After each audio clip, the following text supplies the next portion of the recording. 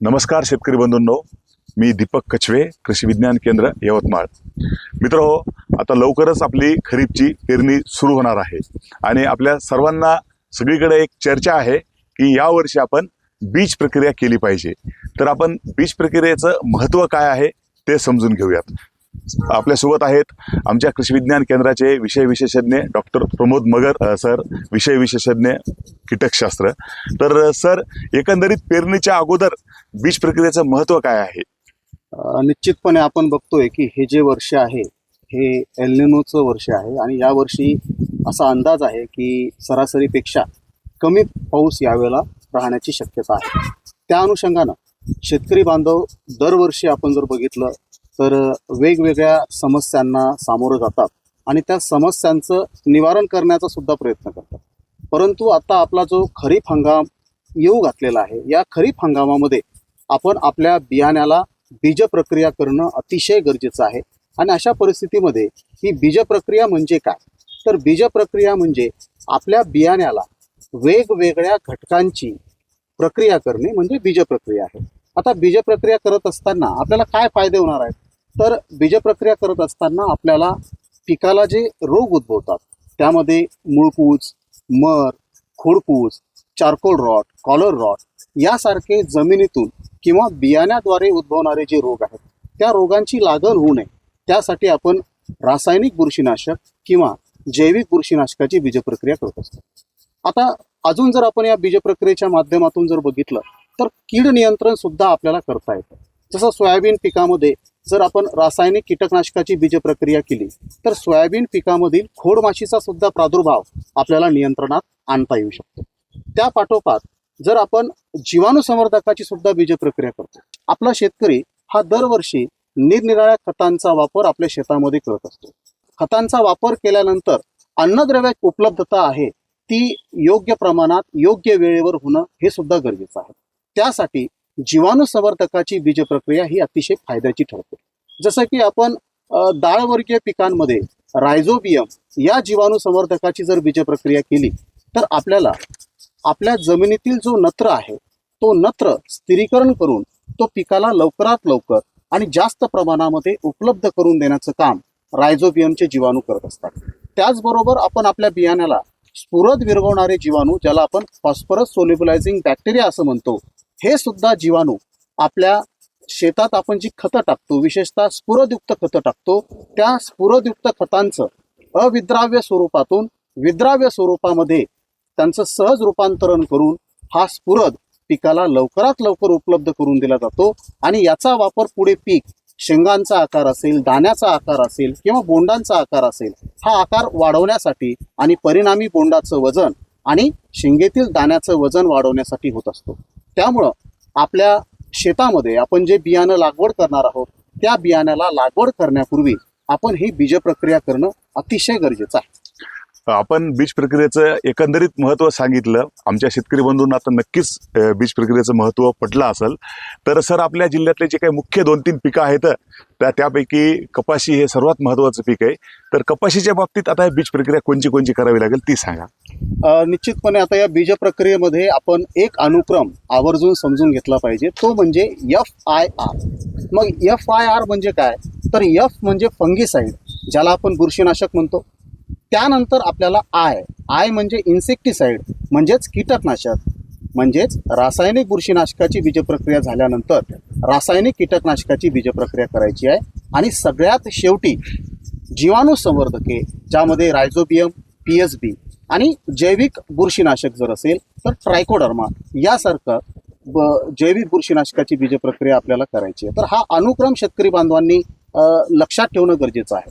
आता आपण बघूया की या कापूस पिकामध्ये आपल्याला बीजप्रक्रिया कशी करता येईल. तर आपण बघतो की कपाशीचं बियाणं आहे ते सर्वसाधारणपणे बीटी कपाशीचं बियाणं आपण वापरतो.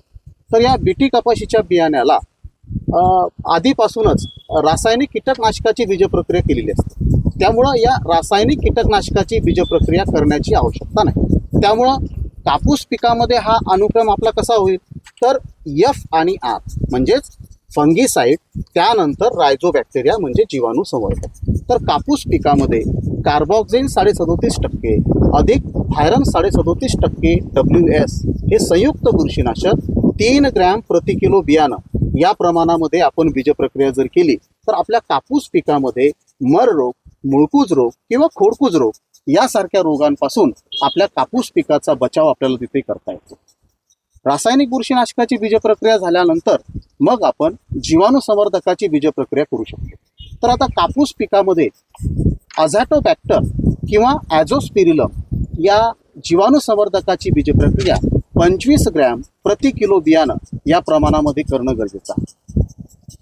ॲझॅटोबॅक्टर, ॲझोस्पिरिलम या जीवाणू संवर्धकाची बीज प्रक्रिया केल्यामुळे काय फायदा होणार आहे, तर आपल्या शेतामध्ये जे आपण नत्रयुक्त खतं टाकतो तर त्या नत्राचा अपव्यय हा बाष्पीभवनाद्वारे जास्त होत असतो.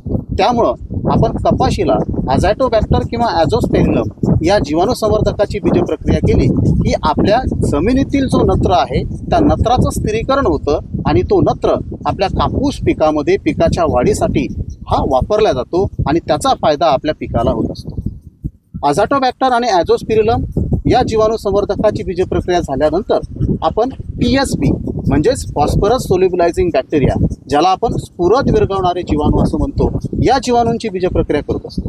आता या स्फुरद विरघळणाऱ्या जीवाणूची बीज प्रक्रिया आपण 25 ग्रॅम प्रति किलो बियाणं या प्रमाणात केल्यानंतर काय होईल, जो काही स्फुरदयुक्त खतं आपण आपल्या जमिनीमध्ये टाकलेली आहेत तो स्फुरद हा अविद्राव्य स्वरूपात आहे.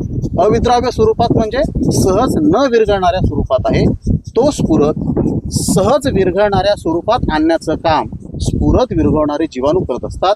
त्यामुळं आपण या PSB म्हणजे स्फुरद विरघळणारे जीवाणूची सुद्धा बीज प्रक्रिया केली पाहिजे.